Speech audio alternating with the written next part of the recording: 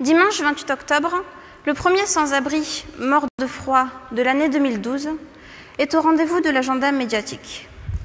Avec lui, les journalistes et la classe politique vont entonner le refrain annuel de la surprise et de la compassion. Cet homme s'appelait Bernard, avait 59 ans, était cultivé et, je cite, buvait un peu trop. Mais ce dernier renseignement n'est pas étonnant. L'alcool tient chaud et compagnie au SDF transi de froid et de solitude. On a aussi appris qu'il avait refusé d'aller dans un centre d'hébergement auparavant. Au fond, cet homme siglé SDF, peut-être l'avait-il un peu cherché, sa mort, finalement, cet alcoolo, ce clodo. Pourquoi notre société fait-elle semblant de découvrir la réalité à heure fixe et pour un temps très court? Pourquoi faut-il, chaque année, comme la grippe, une piqûre de rappel? Pourquoi s'intéresse-t-on à cette vie, aux limites de la nôtre, uniquement quand il y a un mort, quand c'est trop tard? D'après le collectif Les Morts de la rue, Bernard était en fait le 300e sans-abri mort depuis le début de l'année 2012. Parce que toute l'année, des gens meurent dans la rue. Et si on devait faire une liste des causes de ces décès de ces personnes, elle serait bien longue. Violence, malnutrition, manque de soins, déshydratation. Vivre à la rue tue. On y meurt en moyenne à l'âge de 49 ans. L'espérance de vie en France est de 80 ans. Un écart considérable qui distingue bien deux catégories d'humains. Ceux qui vivent et ceux qui survivent. L'INSEE recense aujourd'hui 250 000 personnes sans abri en France et plus de 3,5 millions de mal logés qui risquent à tout moment de les suivre. Ah, mais non, pas maintenant. Une trêve d'expulsion hivernale a été signée. Un sursis pour montrer que l'élite a quand même un cœur. Mais dès le printemps, on estimera que vivre à la rue n'est plus mortel et on recommencera les expulsions. Ça ne posera aucun problème de conscience. Les gens que vous voyez dans la rue ne sont pas tous des fainéants qui ne voulaient pas travailler, des marginaux qui n'ont que ce qu'ils méritent ou des immigrés qui ont voulu profiter du système. Perdre son emploi, s'endetter jusqu'à ne plus pouvoir rembourser, ne plus arriver à payer un loyer devenu excessif. Il ne tient pas grand-chose de ne plus avoir un toit sur sa tête. Le voilà, le système. Une accumulation de petites mésaventures, de circonstances défavorables, et c'est la chute. Marche ou crève. D'ailleurs, il ne suffit plus d'avoir un travail pour être sauvé, car on trouve dans notre pays des travailleurs pauvres. Ah non, ce n'est pas une oxymore, c'est simplement un fait réel. Savez-vous que 3 SDF sur 10 ont un emploi? Certains habitent dans leur voiture. D'autres résident dans des halls d'immeubles, des parkings souterrains ou des bouches de métro. Domicile, la rue. Et de plus en plus de jeunes se retrouvent ainsi sans domicile fixe, puisque trouver du travail est désormais chose très difficile. Et sans travail, aucune chance d'espérer décrocher un logement. Inutile non plus de compter sur une aide financière de la famille lorsque les parents sont eux-mêmes au chômage et font un régime coquillette discount. En chiffres, ça donne 23% des jeunes âgés de 18 à 25 ans qui vivent sous le seuil de pauvreté. Un quart. Dans notre société, rien n'est fait pour les plus faibles. La gravité capitaliste fait bien les choses en empêchant les personnes à terre de se relever toutes seules et en les attirant vers le fond. C'est le darwinisme social. Les plus faibles sont naturellement éliminés. Quelle possibilité s'offre alors à ces personnes? On parle beaucoup des centres d'hébergement d'urgence comme de la solution miracle. Pourtant, comme Bernard, nombreux sont les SDF qui préfèrent la rue plutôt que ces endroits où on les parque les uns sur les autres. Et en plus de la promiscuité, un des problèmes de ces centres est qu'ils ne tolèrent pas les animaux. Or, un homme qui se retrouve à la rue ne veut pas abandonner sa seule compagnie, son animal auquel il est attaché. La misère est moins triste avec un soutien. C'est la raison pour laquelle on voit beaucoup de personnes qui restent à la rue pour leurs animaux, parce qu'ils ne veulent pas les abandonner. Ils le sont déjà eux-mêmes. Ils ne vont pas infliger ça à quiconque, même pas un animal. Plus grave, Ces centres sont particulièrement inadaptés pour les familles, car ils sont rarement mixtes. Depuis 3-4 ans, on voit beaucoup plus de femmes avec enfants ou de familles entières vivant ensemble dehors. Ce n'est pas un choix, c'est juste qu'il n'y a aucune autre solution pour rester ensemble. Mais bien qu'ils soient fuis par certains, les centres d'hébergement sont surpeuplés et bon nombre de personnes dormant dehors souhaitent y accéder, même dans de pareilles conditions.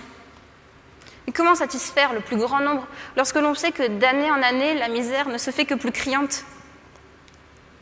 Un autre organisme saturé lui aussi, le 115. Depuis 1993, ce numéro de téléphone est relié au SAMU social national d'urgence et d'accueil des personnes sans abri. La ligne est disponible 24 heures sur 24. Et le président du SAMU social de Paris, Éric Molinier, parle de plus de 1200 appels par jour, dont malheureusement 400 resteraient sans solution. Un afflux d'appels qui viendrait surtout des familles, justement. Depuis sa création, cette association a aidé et sauvé de nombreuses personnes, mais son travail devient de plus en plus complexe. Les travailleurs sociaux se rendent à la rencontre des personnes en difficulté pour leur apporter de l'eau, de la nourriture ou des soins. Parce que, contrairement aux médias qui réagissent de manière saisonnière et qui ne fonctionnent qu'à l'émotion, les associations font un véritable travail tout au long de l'année pour que les personnes démunies puissent garder un minimum de dignité. Est-ce normal que les missions d'assistance, de secours ou de soins soient complètement délaissées par l'État et soient assurées par des bénévoles? Cette tâche de réparation sociale, ce sont des membres d'associations comme Droit au logement, la Soupe populaire, la Fondation l'Abbé Pierre, Emmaüs et tant d'autres qui s'en occupent au quotidien et ce toute l'année. Pourtant, c'est aux États que la Cour européenne des droits de l'homme demande, au nom de la dignité humaine, de garantir des conditions d'existence minimales. Se soigner et se nourrir correctement étant devenu un luxe, une aide est indispensable pour s'en sortir. C'est grâce à ces bénévoles que le mot fraternité de notre devise a encore un sens. Mais il est nécessaire d'aller plus loin, d'aller au-delà de l'urgence. Les citoyens que nous sommes doivent agir, individuellement ou collectivement, pour s'emparer de la question et exiger des partis politiques qu'elle soit une priorité. Le titre de ma plaidoirie s'inspire d'ailleurs des propos d'une responsable politique, Nora Berra, secrétaire d'État chargée de la santé pendant le quinquennat de Nicolas Sarkozy. Donc, dans l'un de ses communiqués de presse, elle conseillait aux personnes sans abri de rester chez eux à cause de la vague de grand froid. Propos qui peuvent être qualifiés de choquants, de maladroits, mais qui restent néanmoins choquants. Ceci montre bien à quel point le problème est pris au sérieux. Ouais, en effet, ce serait si bien s'ils pouvaient rentrer chez eux, mais c'est justement ça le problème, madame. Mesdames et messieurs, combien de temps encore accepterons-nous d'avoir des sans-logis dans notre pays? Il faut absolument apporter des solutions à cette honteuse situation. Réquisitionner de nombreux bâtiments vides pour y abriter des SDF, c'est trop compliqué? Le droit de propriété est un des piliers de notre société, mais il faudrait peut-être songer à le réviser. Il y a tant de bâtiments publics inoccupés ou de logements de particuliers qui ne servent qu'à un profit financier. Un logement, ce n'est pas fait pour loger à la base. Il y a quand même 2 millions de logements vacants dans notre pays. C'est cette solution qui a été choisie par le gouvernement et approuvée par les associations.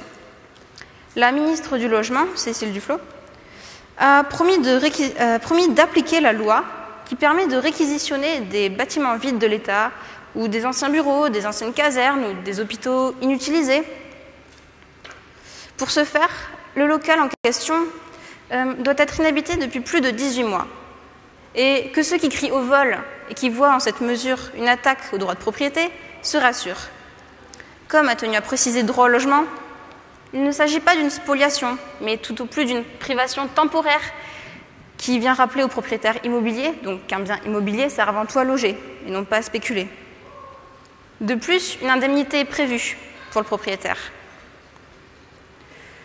Il faut également ouvrir, mais ça on a du mal.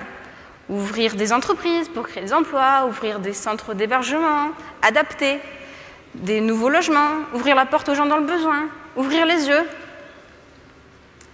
Ah, mais je crois me souvenir qu'ouvrir un compte en Suisse se fait super facilement. Désolée pour moi. Autant pour moi. Par tous les moyens, nous devons nous battre. Nous battre pour que cesse le mépris, le fatalisme et l'indifférence. Pour que cesse cette précarité extrême, qui est pour moi une anomalie insupportable, une faille dans nos valeurs humaines. Parce que chacun le sent en marchant dans la rue. C'est notre propre dignité qui est atteinte devant ces personnes qui survivent aux limites de l'humanité. Heureusement qu'il y a des gens qui aident les personnes laissées à l'abandon, qui leur offrent un sourire, de quoi se nourrir, de quoi se réchauffer, mais ça ne suffit pas. Ça ne suffit plus vu le nombre croissant de sans-logement dans notre pays. Le gouvernement doit reprendre les choses en main.